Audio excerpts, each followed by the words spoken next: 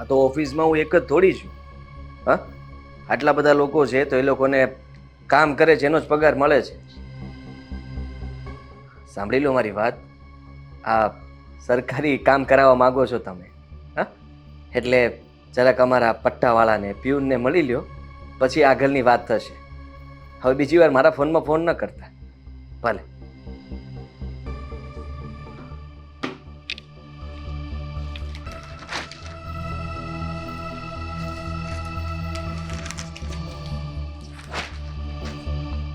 ચા મળશે આજમાં? દામિની, આવું છો?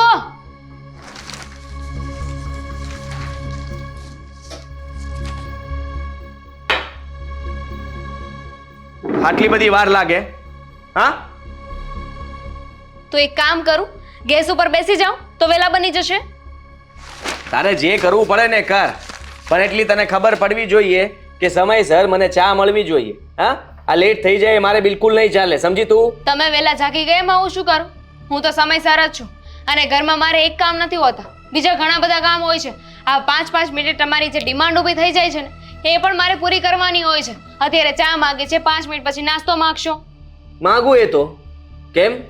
તકલીફ પડે જ તને? કઈ કામ કરવું બળ પડે જ તને? આ અમે આખો દિવસ ઓફિસમાં કામ કરતા હોઈએ છીએ. રહેવા દો ને, ખબર છે મને કે કોણ કેટલું કામ કરે છે. અત્યારે છે ને મને ના બોલાવો ને તો વધારે સારું. ખાલી ખોટો સવારમાં આપણે બંનેને ઝઘડો થઈ જાય. અને તમને એટલું બધું એવું લાગતું હોય કે તમારું કામ ટાઈમે નથી થતું તો એક કામ કરો ને, એક નોકર રાખી લો ને. એટલો સારો પગાર છે, સરકારી નોકરી કરો છો. હા,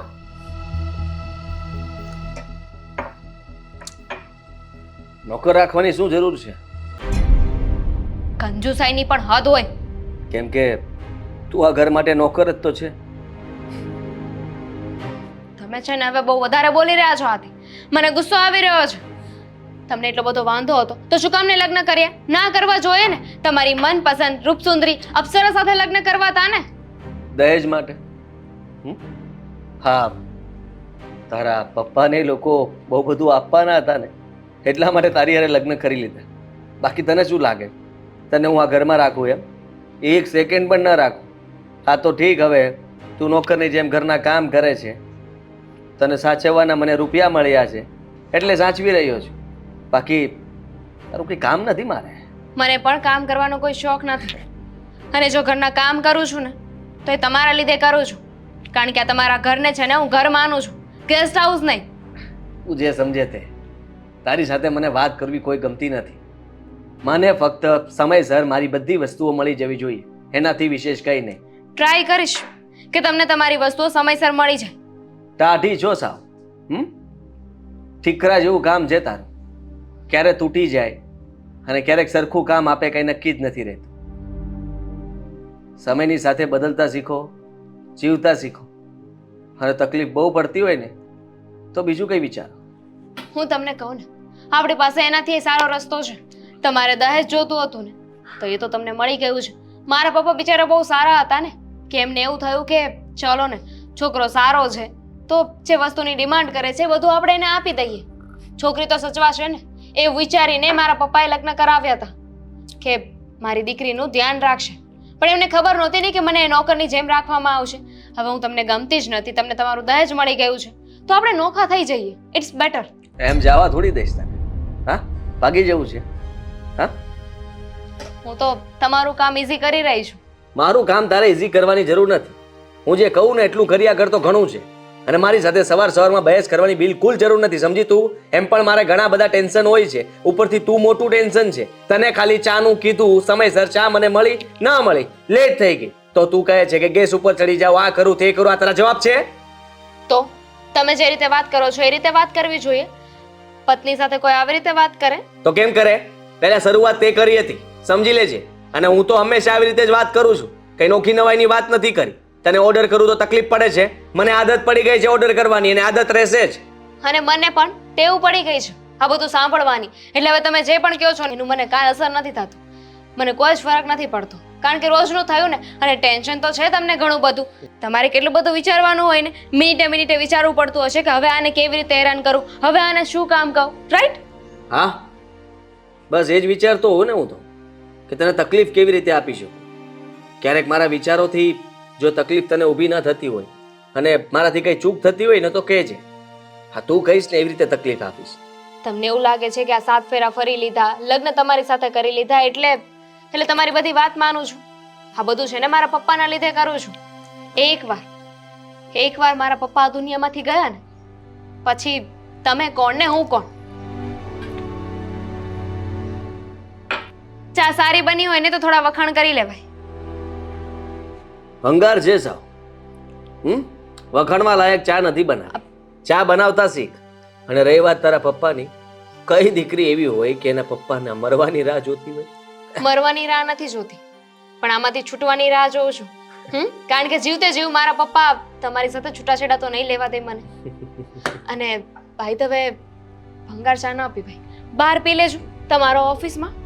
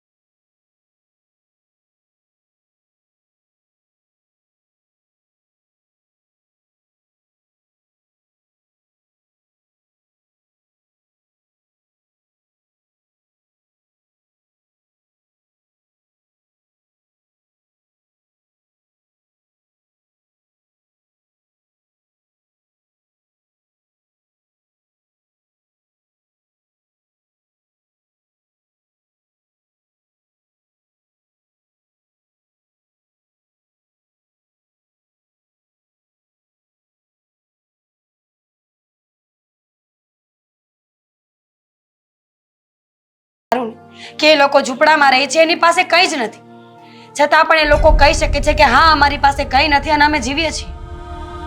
સાચી વાત છે. આ દેખાડાનું જ તો દુઃખ છે. આપણને ખબર છે કે સામે ખાડો છે, છતાંય લોકોને દેખાડવા માટે એ ખાડો નથી. એવી પરિસ્થિતિ ઊભી થઈ ગઈ છે. અરે નોકરી ચાલી ગઈ છે, અત્યારે નોકરીમાંથી એને સસ્પેન્ડ કર્યો છે. પણ એ વાતને વળગીને બેઠો છે. આગળ વધવાનું નથી વિચારતો. કાલે એને નોકરી પર પાછો લઈ લેશે, પણ હજુ એ સમય પાક્યો નથી.